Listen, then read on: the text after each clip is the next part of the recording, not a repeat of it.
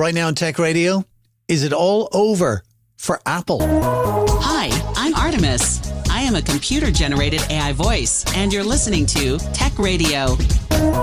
Every week online and on air with RT Radio, we bring you the latest in tech from Ireland and across the world. You're welcome to episode 1087, looking at the 7 biggest stories of the week, including Apple threatening to pull out of Europe altogether, a ransomware to make your taps run dry, and we have talk of new toys from Amazon. But are they any good? Later on as well with our special guest, we'll be chatting about the importance of tech and work culture with HP Country Manager Neil Dover. This is Tech Radio with Dusty Rhodes and Niall Kitson. I'm Dusty. Joining me as always, our editor-in-chief, the man who knows everything and multiple opinions on everything that's going on in tech. Niall Kitson, how dare you think and talk at the same time? I know. I mean, our first story is just hilarious. I'm like, it's sort of a...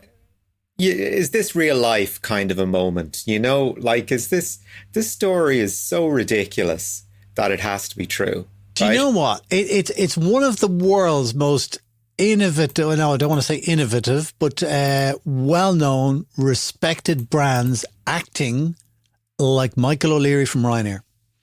There are a lot of toys being thrown out the pram. Tell us everything. Who are we talking about and what have they done? So we are back to Apple versus the EU, in particular over the Digital Markets Act. As we know, Apple is not a fan of the DMA, primarily because the Digital Markets Act identified a small number of companies as what they call platforms. And if you want to encourage technology, competition in the technology space, things have to be able to work with the dominant platforms, right? There has to be an element of interoperability. Google, for example, I don't want to say they're brilliant at it with Android because it's not it's more out of a mission statement than a conscious rolling decision, you know? Yeah. It's like, here you go. It's open source software. Develop what you want for it. Distribute it via the store, and everybody has a good time. Apple, of course, that's anathema to them. They want a closed shop for everything. So the idea of other people coming along and being able to do stuff with their hardware and software, which they see as being one and the same thing, is kind of difficult for them to get their heads around. Now, oddly enough, the idea of the app economy, which something they sort of have control over, kind of is what made smartphones what they are. And a big chunk of the app economy is saying to developers, do what you like. Submit what you got to us. We'll approve it or not. You pay your annual subscription and you get 70% of what you make. Yeah. The DMA, if it was implemented at the start of what we now call the app economy, would have said, okay, throw open iOS and just let everybody at it. None of this revenue share malarkey. Just let everybody go. Charge what you want. Do whatever you like. You guys own the platform. You're in a very dominant market position. This isn't going to kill you by any stretch. In fact, it'll probably promote your product because more people will want to use it and want to work with it because more people will have it. Now, the current argument is that Apple is saying that, look, we've got new features that are ready to go. They're already out there in the States. You know, we've got things like Apple Intelligence. We've got the screen sharing with the iPhone. You know, we've got stuff that we don't want to tell anyone else how it works because these are universal selling points or USPs for us. So, why do we have to open up our platforms to other people when these are products that we've actually worked on very hard, specifically for our own stuff? We're not making stuff for anyone else. We're just making it for ourselves. Of course, the EU is saying, well, no, that's really not what we're doing here. And you can't tell us what the main idea here is. I mean, this is, Apple always doing things their way and now approaching international legislation in that same way, in that sort of a la carte kind of way. Okay. So they're annoyed and they're fed up, and this is not working out for them. So what's the threat that they have made to Europe? So the ultimate threat is, look, if we can't work with the Digital Markets Act, we can't work in the EU. We actually cannot sell our products in the EU. Therefore, we're going to have to stop shipping to you guys. Now, I had such a chuckle. I mean, you are threatening to remove your products from a 27 country bloc with 330 million people in it. Yeah, that's a market. A bigger market than North America, I might add. A bigger market than North America. I mean, all you need is, what shareholder is going to look at that and go, great idea, boys. Yeah. You show those surrender monkeys how it's done. Now you're coming down against Apple on this, and I think this is interesting because usually I'm the one who's very anti-Apple, right? I think that maybe Apple do have a point to an extent. And I like EU. EU does protect the consumer. I really like the Digital Markets Act, and it's doing a lot. But does it go too far? Like I was looking at, we got a new phone the other day. Now it was a Samsung, but it came with a USB-C connector, as they all do now. And I'm wondering, because of that, USB-C is kind of going to be the only connector for now and the rest of time, because there is no room to be able to bring in something new, because you would have to have a USB-C and whatever the new connector is on it. And I know Apple were kind of making that with their Lightning connector and all that kind of stuff. So Apple were wrong because they're charging 30 quid for anything adapter to go with their one and only Lightning connector. Sorry, I am thinking out loud here, but I'm kind of coming down on the side of Apple. They do have technology and they're able to do things like live translation through AirPods and stuff like that. But there is a data concern about that. And the Digital Markets Act is kind of killing them on that. It could be a killer feature, especially in Europe, with so many people traveling and flying and going to different countries and stuff like that. So, but threatening to pull out of Europe, I know, yes, it is a giggle and it is a bit of a laugh, but it comes back to Michael O'Leary from Ryanair making ridiculous claims. Sometimes by making those claims, you will actually move things on a little. Yeah. You make a statement at volume level 10 on the assumption that you'll get volume level 2 back. And level 2 is exactly what you need to make something happen. Yeah. I don't know. It's all to do with the idea of, you've got something Apple. Will it work and do the same job with something non-Apple? Apple would rather not. But I mean, you if you're using something like Microsoft 365, it's pretty nice to have Dropbox access to it. That's the kind of thing we're talking about. Yeah. Apple is a no on that. It is that. The world is a yes. I think they're at two different ends of the scale. Apple is all only stuff on our platform, which is not good. The EU is like everybody should be allowed in your platform, which also is not good. And like you say, somewhere in the middle. All the news this week. Let's move on to Meta, because everybody is now into their own chips. Yeah. So, Meta have announced plans to acquire a little startup called Rivos, right? R-I-V-O-S. The little startup that could. And they're chip designers. And they design chips based on the RISC-V or RISC-V architecture. And it's an open source alternative to ARM, Intel, and AMD. Which is great because you don't want to be beholden to the big chip makers at the moment if you've got ambitions in AI. Yeah. So here we go. Facebook getting their hands on their own technology, Meta getting their hands on their own technology to help power their data centers. I mean, why not? I can't see NVIDIA taking a hit over this. I mean, NVIDIA is worth, $4 trillion now. So it's pretty much a way to minimize Meta's exposure to a large company that is on the verge of being able to set their own prices, basically. Yeah. Very similar to what Apple have done with their own chips. Yeah, exactly. So nice little move from Meta. I can't say I disagree with it. I think strategically it's pretty good. Itself, Revos, apparently it's worth $2 billion. So small fry in terms of chips these days. And that's kind of as much as we know at the moment. I mean, it's another AI play, and it's a way for Meta to keep away from the dominant players. We shall watch this space. Kind of speaking of AI in new tech and stuff like that, Amazon had a big launch in New York on Thursday announcing their new hardware. Did you hear much about it? I didn't. And here's the thing. I mean, forever and a day, the whole point of the Echo has been to basically make it a loss leader for Alexa.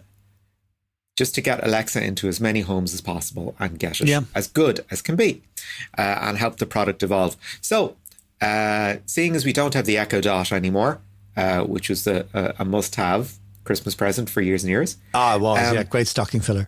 Great stocking filler. So, what have we got now? And the reason I asked you was, did you hear about it? Was because I noticed a distinct lack of excitement or coverage.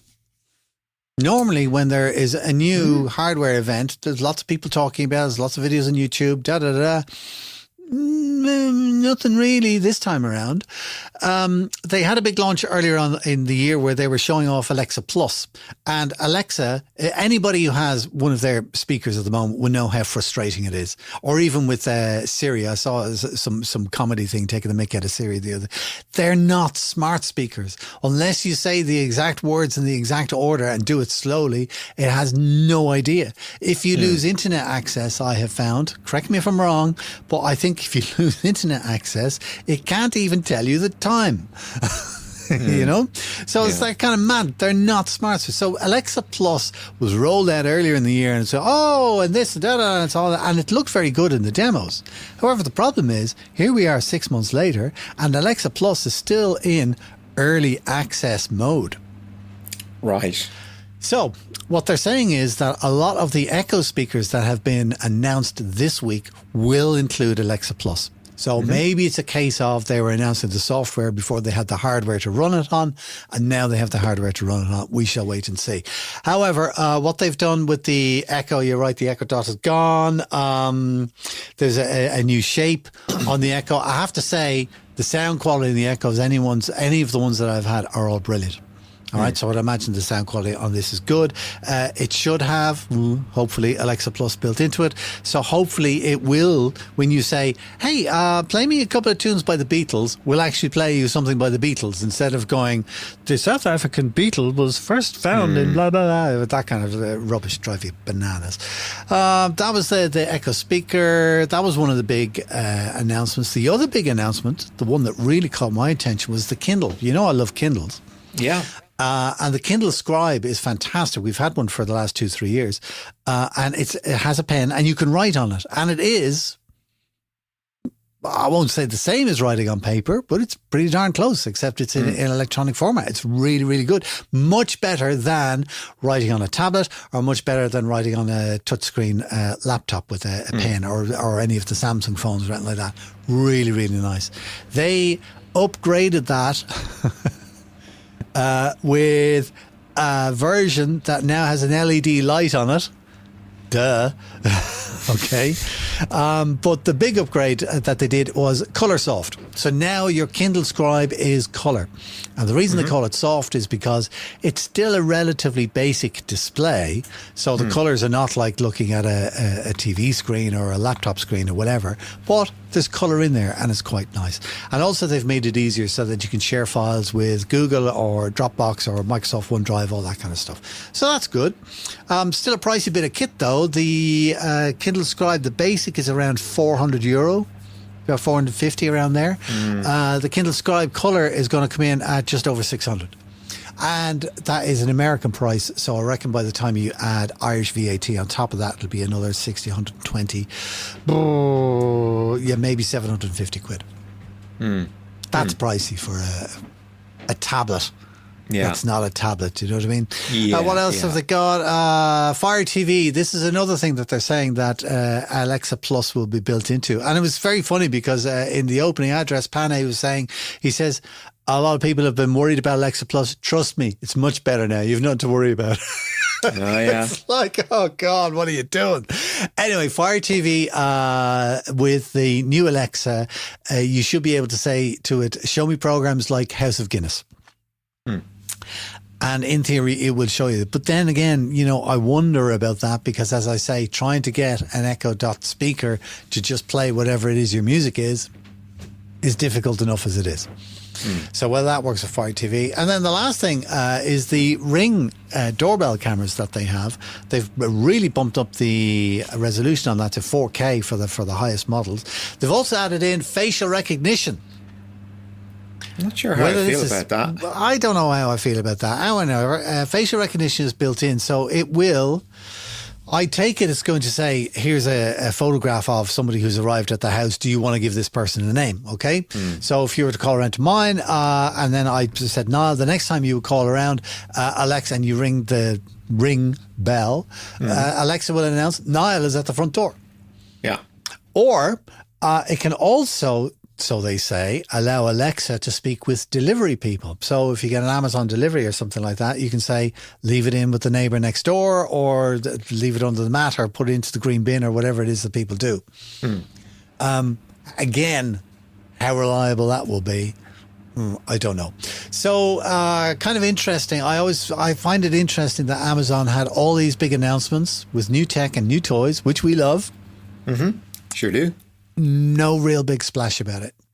And I'm not kind of gagging going, because you know me, I love new toys. Sure. I might play with a Kindle Scribe in colour. Yeah, do I need it in colour? Yeah, I don't know. It's kind of like, walking around with a notebook and having a set of crayons. Do you know what I mean? No, just give me a notebook and a pen and I'll write it down like an adult. Yeah. So, anyway, we wait and see. What else in the news today? Billionaire Donald Trump and President of the United States of America has got more money. $24.5 million from another tech company. Just as we were used to celebrating the victory for free speech and the reinstatement of Jimmy Kimmel and his return to Sinclair and Nexstar ABC affiliate channels. Here we go again. The Trump administration has been locked. Not the administration. Donald Trump himself has been locked in legal action against YouTube since 2021 over the January 6th riots. Right? Yeah. According to YouTube, Donald Trump's channel was inciting violence. Right? They said, this is against our policies. We are suspending the channel. Okay. Donald Trump said, no way, no how. You're not going to shut me up. I'll see you in court. Now we have a settlement between both parties where Trump has just received $24.5 million. Sorry for banning your account. We're not just going to unban you. We're going to give you a fortune while we're at it. So are they more or less saying that Mr. Trump did not violate the website's policies? Or are they saying he did violate it? Of course, it's an out-of-court settlement, isn't it? It's an out-of-court settlement, so there's no admission of liability on either side. It's just sort of, okay, this goes away now. Yeah, they're paying him off. I mean, it's par for the course for the Trump administration. Just lean on somebody, they'll pay up, things will go away. Granted, this is an action that started in 2021, but the methods are definitely 2025. So, it wouldn't have been good enough for the channel just to be reinstated. And, for something to be dormant for this long usually says something about how certain YouTube was in its conviction that this channel was in violation of the terms and conditions. And I'm sure if this had actually gone to court, YouTube would have won. But I think so, yeah.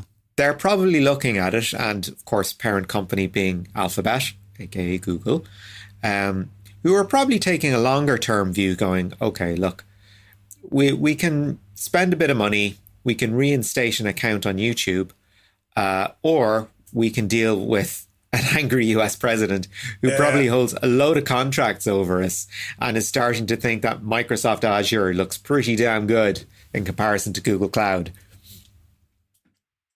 Imho. Yeah. Listen, we could talk at length about what is happening in the States and the politics, but we're not a political podcast, so we'll just make note of that with YouTube and move on. Let's move to Japan, where Asahi, which is a beer over there, has been hit with a cyber attack. Tell me about this. I think they're the largest brewer in Japan. They're enduring some class of cyber incident at the moment. We're not entirely sure what it is. Could be a cyber attack. It could be a ransomware attack. At the time we're talking, we're not entirely sure. If it is a ransomware attack, that puts it up with M&S, the Co-op, Jaguar Land Rover, Collins Aerospace we were just talking about last week. So it's the latest in a sad line of companies that are enduring very high profile and very embarrassing security breaches. So apparently in Europe, there has been no sort of exfiltration of user data. Nothing to worry about there. However, all operations in Japan, that's customer service operations, brewing and distribution basically, have been ground to a halt. So that is, at the time that we're talking, there is nothing happening over there at the moment. It's red alert on the cyber front. Just, so if you enjoy Peroni or Grolsch, or if you're in the UK listening to us, if you're a Fuller's guy, no, the price of your tipple might be going up significantly. But this kind of leads into another interesting survey that came out this week. We hear about these firms, as you said, Marks and Sparks and Jaguar and Asahi have all been hit with cyber attacks. All right. A question was put to Irish people about, would you go back to a business that had suffered a security breach? What was the answer from the great Irish public? This is pretty fascinating.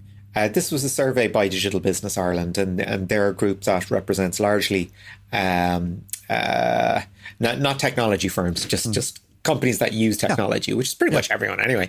But you know where I'm coming from. So of people they surveyed aged 55 and over, 81% said they would not purchase again from a retailer that had suffered a cyber attack.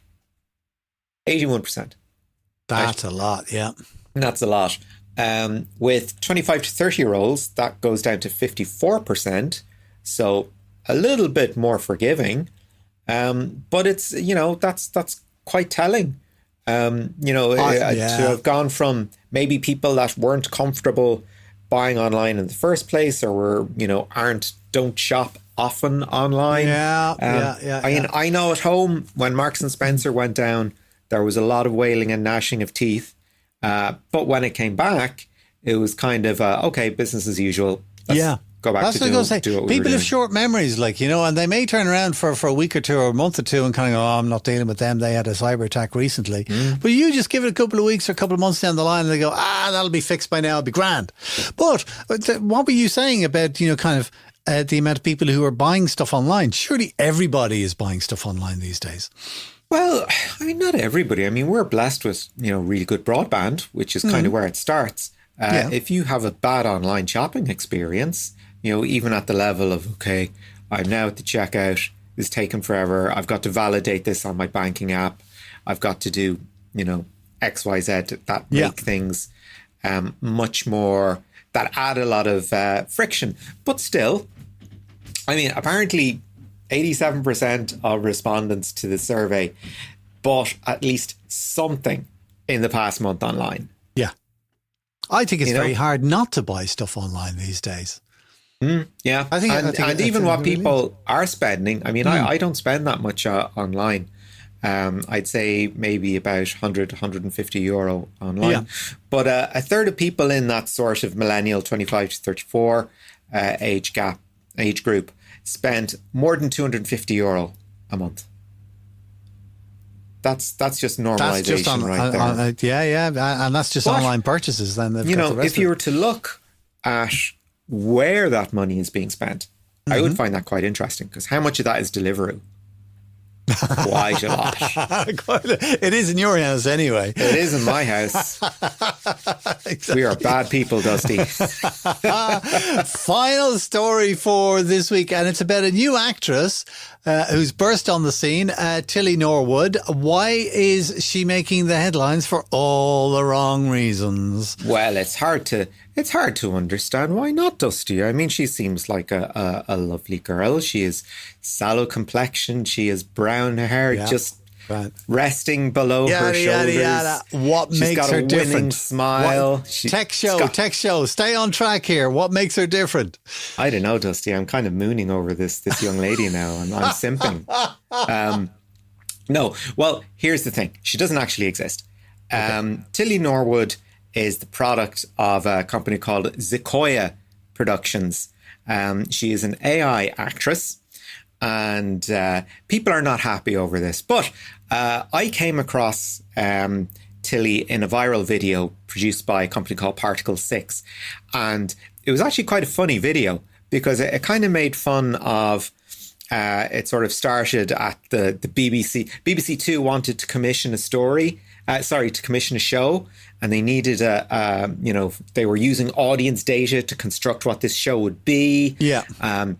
And then they would decide, okay, and who do we need to front this kind of show? And and this is how we created Tilly Norwood. So she is the product. She is a data-driven product for a data-driven show. And it's actually quite a funny video, I have to concede. But of course, real actors are not impressed.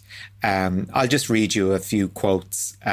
So Melissa Barrera, who was in Scream, said, I hope all actors repped by the agent that does this drop their $8 $. Okay, yeah. Another actress, Mara Wilson, she was in Matilda, said, and what about the hundreds of living young women whose faces were composited together to make her? You couldn't hire any of them, which is interesting enough, I guess, because, Tilly was trained on data from somewhere. Yeah. And then Ralph Ineson from Fantastic Four put it slightly more bluntly. He just said, F you. That's it. Yeah. Sometimes being direct can pay off. You've seen video of this actress? I have. Yeah. What do you think? Because I was looking at it the other day, and it's just like I can't tell that from a video of a real human being. Okay. Well, that's because what we were seeing was very, very carefully curated. Okay. The AI can do very good center positioned wide shots. Yeah. Sort of those hero images. Do those fine, right? When it comes down to a dynamic environment, no, not convincing. When it comes down to, I think they used an example of, can she cry on Graham Norton's couch? And they showed an image of her doing that. It was not convincing. It was really in that uncanny valley territory. So also, it suffers from the exact same problems regular AI suffers from when you're reading it. The same way that AI generated text just leaps off the page. It is the exact same thing with Tilly. She doesn't have comedic timing. She can, her dialogue is... or rather, the dialogue that AI actors deal with is technically proficient, but not natural. Yeah, I know what you mean. Which sums up AI sort of perfectly. I mean, humans are perfect in their imperfections, and AI doesn't do that. I hate to accuse you of being old-fashioned, but are you being old-fashioned, do you think? The reason I ask is because, for the moment, I agree with everything you say, but the one thing in my head is that's the worst it's ever going to be. What is that kind of a AI video character going? If that's what it's like today, what will it be like next year? Yeah. Okay. Well, let's do a thought experiment. You are a director working on a film, and let's just break it down into scenes, right? So you've got a scene one day where you have an AI actor. In a parallel universe, you've got the same scene with the human actor. With the AI actor, you write a prompt. You are blah, blah, in this scene, blah, blah, blah happens. You will blah, blah, right? Or whatever, right? You've got, the voice, the person, the appropriate emotion, okay? And you will get exactly what you want from that prompt. In the real world, or in the opposite direction, you say to an actor something much more, much less concrete, much less fact-based, because they've read the script, they've got a sense of what's happening, they've got a sense of what's going to happen. So, how do my emotions today play into what's going to happen down the line? So you get a much more holistic sense of what's going. So for that reason, I would still stick around with the human actors. Now, you could go all Blade Runner with this, right? And have a mix of AI and human actors, if only to emphasize the qualities of the human over the technological. Because you remember in Blade Runner 2049, there's a scene where one character overlaps the other to give the non-corporeal character a corporeal presence. Okay. And it's that kind of, I've no idea what you just said, by the way. Okay. Well, corporeal. watch it. That's a new word Corporeal. for me. Yeah. What does that mean? It just means an embodiment. Oh, right. Give somebody a body, something they and can it's actually shorter than embodiment, which you I can suppose actually is interact good. with. Yeah. So, so that's the kind of thing that you won't get in an AI prompt. You won't get somebody with the intuition to make a gesture or to block access to, a doorway to create a sense of claustrophobia, all sort of little things like that. Yeah. So for that reason, I don't think human actors are going anywhere. If you want to watch a bad film, if you want a data-generated Netflix something that will pass 90 minutes, you're probably going to end up seeing AI stuff. Otherwise, human actors aren't going anywhere. I think we're a while away from AI characters playing a fully fledged character. But I think definitely, do you know where I think AI could do very, very well is replacing stuntmen. Well, if you've got an exact replication of the actor, but you're able to throw him through plate glass window and onto, a whole load of knives and stuff like that, with blood pumping out of him left, right, and centre, as some people like. Yeah. Can I throw in a recommendation? Go on. For the week? Go on. Just for yucks.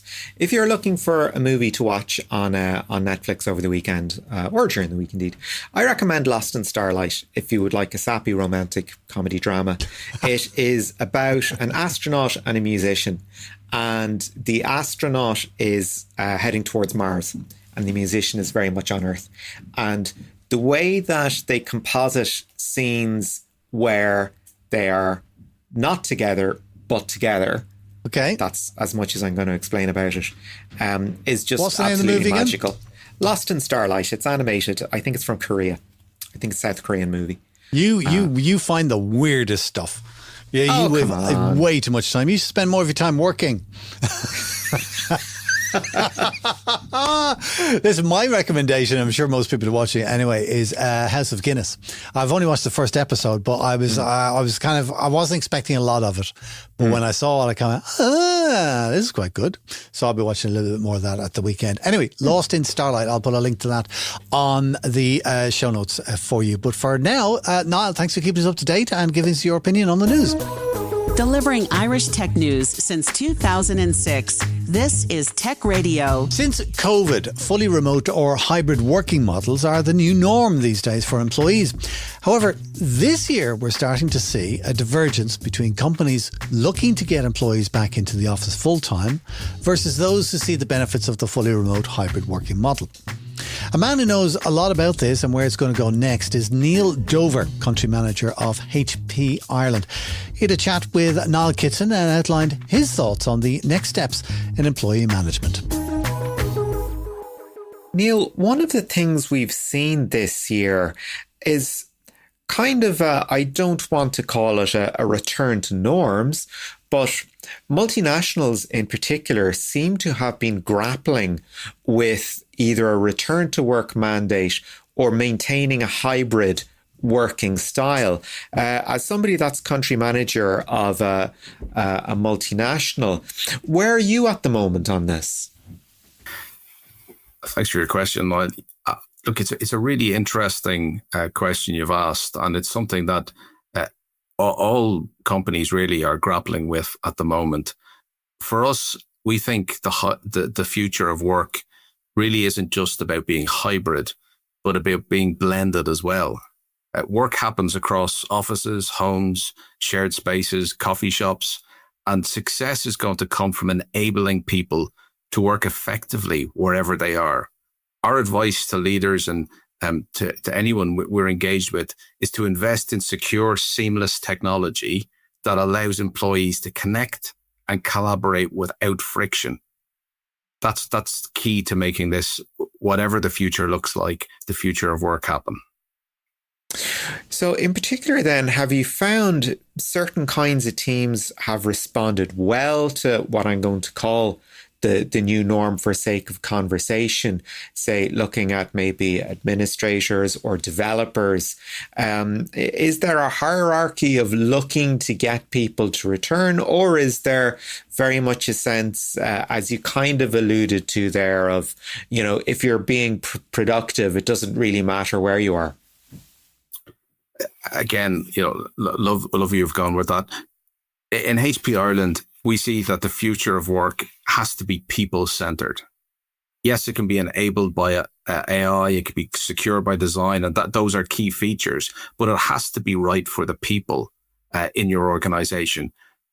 As leaders, one of the key challenges that we have is to get the right people and to keep the right people. So our role in HP Ireland, we see, it's to make advanced technology accessible to all organizations, from the largest to your enterprise to the smallest SMB, so they can attract talent, boost productivity, innovate with confidence. And, if we look at, rather than roles, look at generations. Gen Z will make up a third of the workforce by 2030. They prioritize work-life balance and personal fulfillment even above their salary. Less than a quarter of knowledge workers feel satisfied in their roles currently. This means organizations need to rethink how they support and empower their people if they're going to keep their key people. Technology for us is not about just a productivity tool anymore. Technology has to enable our employees' experience and give them that experience that enables them to be productive, enables them to be satisfied at work, enables them to stay with an organization. And the likelihood of having a healthy relationship at work more than doubles for an employee who has the right tools to do the job and is engaged in their organization. That's a fascinating point you brought up there about Gen Z, who are also very big on making sure their personal values align with their employer values. At the moment, we're seeing a very fragmented international corporate culture where some businesses have either decided to withdraw certain policies. Particularly, I'm looking at the likes of either regulation or the likes of DEI, whereas others have, for want of a better term, doubled down and looked at their workforce and decided, well, actually, we want to bring in more people into our big tent because everyone brings their experience, everybody brings their educational or skills background, and it really does contribute to the whole. How do you find it in HP, and particularly in Ireland, sort of the Irish expression of the business?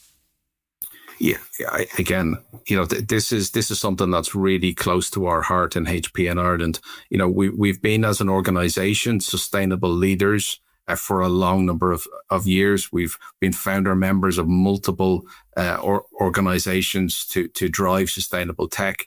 And, if you look at us on almost any dashboard you care to mention with regards to the ESG agenda, we're right at the top.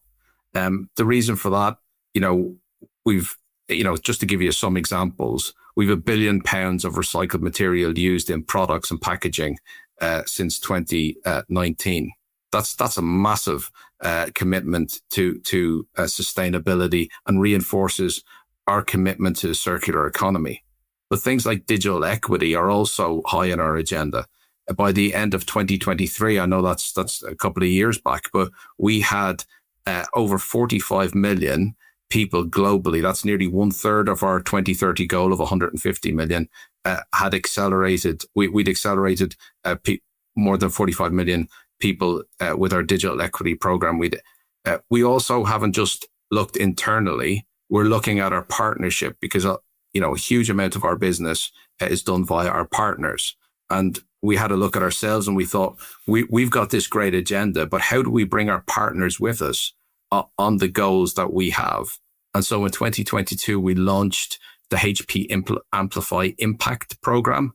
And that was designed to engage our partners on sustainability, human rights and digital inclusion, and how they could come with us on the journey, because we felt, yes, we can change, we can change ourselves for the future and make goals for 2030, which we've done across multiple areas. But unless our partners are coming with us, we're missing a trick. And so we're delighted that quite a number of our partners have come with us on that journey. And even a number of weeks ago, one achieved 5-star status in Ireland, which was the first since our program launched. And it's not an easy achievement, but they've come with us and we're delighted that that's been the case. Just to look again at the point of ESG there, is this something that, it's a values-based decision, or is it a commercial-based decision where, do you know what, actually using recycled materials ends up either adding value to a device or it actually ends up making it, say, cheaper to manufacture? Well, for sure, it's not the latter. Look, this is absolutely values based for HP. It's something that from Bill and Dave founded the company. It's been in the forefront of our vision, and it's really now becoming mainstream as we look at whether it's public sector or private sector tenders that we would respond to. More and more, we're seeing that this is becoming a requirement. We're not doing it because of that reason, but we're delighted to see that the work that we've been doing for the past, 30 years and more, is now becoming something that other people are seeing as a requirement as they come out to tender to look for a supplier. And so that for us it's almost like a win for us, because we see other people now coming to this, holding the same values as we have held for quite some time. And so we're delighted to see that it's becoming almost mandatory within our customers, which is wonderful. So you found that it's not a particularly difficult conversation to have when you sort of talk to people about, ESG is a very good thing to be part of. People don't necessarily have an awful lot of pushback on that. No, absolutely not. And do you know what, we talked about Gen Z earlier? It's really being pushed by younger generations. And the more we see Gen Z move into the workforce, this conversation is going to become more and more relevant, because, there is that demand and that expectation. And it's come from legislation as well. We're seeing that, more and more from coming in from the EU, etc. You're going to have to be able to report, more about your carbon footprint and etc. from legislation. But, it's for us, it's driven by the workforce as well. And that's something really good to see. And it's something that we expect to grow over the next 5-10 years. I suppose something that's almost unfortunately grown by your workforce. For years, we've had conversations about shadow IT, of people making up sort of identifying the shortcomings of their own work devices and substituting them with their own. Are you seeing sort of a decline in the use of shadow IT as the use of hybrid working styles has gone up, where sort of companies are really making sure that people are going away with the right machine for the job and the appropriately secure machine for the job, as opposed to maybe in the past where somebody is working with a desktop and, you know, they might just write in their logins and bring them home if they're home working. Hopefully we're seeing shadow IT disappear entirely. It's look, for any organization, security has to be fundamental to what they do. Security is foundational to HP's technology strategy. And we've over two decades of innovation and endpoint protection. As we look towards things like AI PCs, how they process data, run AI models locally, to enable, to reduce the risk of data breaches from the likes of cloud transmission. You know, inbuilt AI in devices is going to be key, and I'm not sure that someone who's sort of bringing their own device is going to be able to keep up with the pace that technology is moving at, and certainly won't be able to access the technology that organizations now need to enable that sort of on-device AI processing models that are certainly is what we're leading with, and on the back of that, then the security aspect that we started speaking about. You know, threats coming from AI are increasing all the time, and how an organization manages those and zero-day attacks is going to be key. And security that starts at a hardware level, works into the BIOS, below the OS, into the OS, is going to be absolutely fundamental. And anyone who's got a mix of shadow IT and other things is just leaving themselves open to attack, which has to be a non-starter for any organization. You're talking about sort of the rise of the AI PC. Are you finding your customers are embracing this idea as an inevitability, or is it still an idea of, look, we will buy as cheap as we can and just try and, you know, bleed these assets dry, instead of, you know, perhaps doing a more rigorous audit of their IT estate? That's a big question. Look, AI, I think there's a lot of people that are sort of waiting to see what happens. But I think most organizations now are developing a very clear strategy. HP's strategy centers on deploying AI locally, as I've already said, delivering faster performance with lower latency, giving greater control over sensitive data. And to me, that makes a lot of sense. Local AI processing, it reduces dependence on the cloud, lowers operating costs, and really supports compliance with both privacy and industry regulations.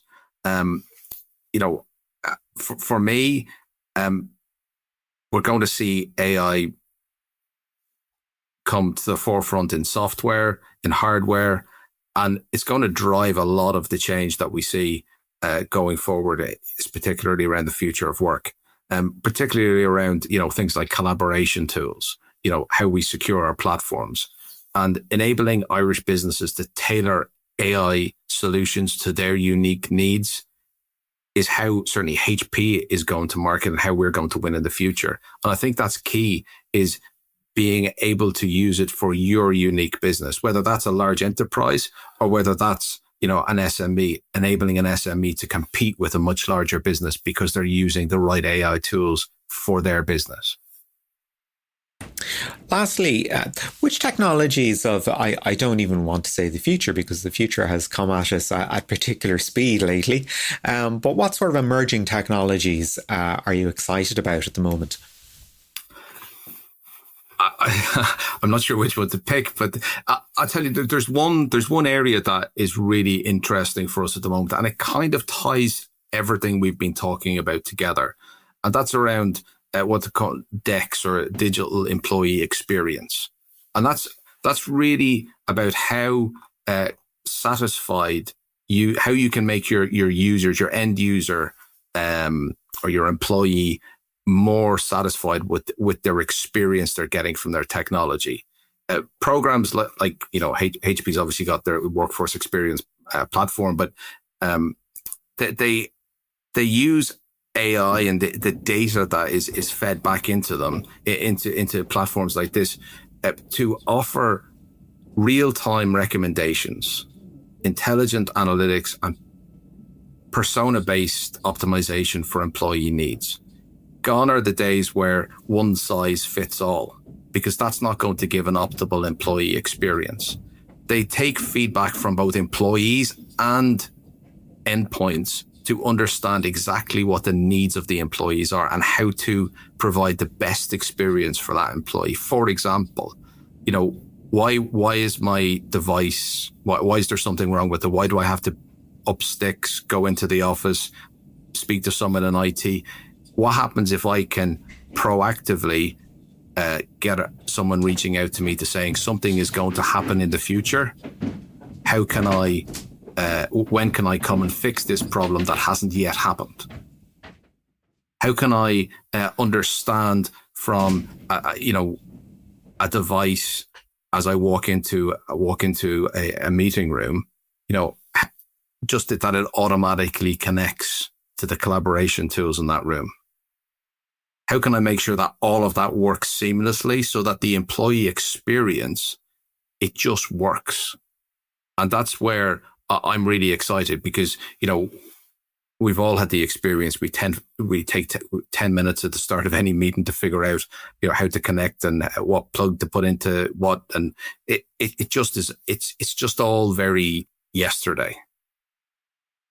For the future, I think this is what's really exciting, is how we just all make it work and make it work seamlessly, providing a really, really genuinely exceptional employee experience. And that'll increase employee satisfaction and lead to good people staying in organizations that need them to stay.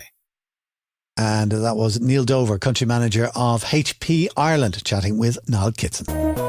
This is Tech Radio with Dusty Rhodes and Niall Kitson. That's just it for our show this week. As always, more stories online that we weren't able to get into the podcast this week. What are the top three, Niall? Yeah, first up, we've got some things on what to expect at Space Week, which is starting on the 4th of October. Elon Musk drives out a lot of his top talent, not literally. And lastly, Daniel Ek steps down as the CEO of Spotify. You'll find those and more online at techessential.ie. We're back again next Friday with a brand new show online and on RT Radio 1 Extra. In the meantime, please do share our podcast with a friend if they're interested in tech and what's going on in the industry. Tell them to look up Tech Radio Ireland on Apple, Spotify or YouTube. And for yourself, if you haven't done so already, please click the follow button on your podcast app so you get our next show automatically next weekend. That's it for now. Until next time, from myself, Dusty Rhodes, and from Niall Kitson, have a great weekend. Remember, you can get the latest Irish tech news with hourly updates, daily newsletters, and more at our website, techcentral.ie. Share the knowledge and invite a friend to listen. Search Apple, Spotify, or YouTube for Tech Radio Ireland, or listen with RTE Radio 1 Extra. Tech Radio is produced by dustpod.io for techcentral.ie. From me, Artemis, live long and prosper.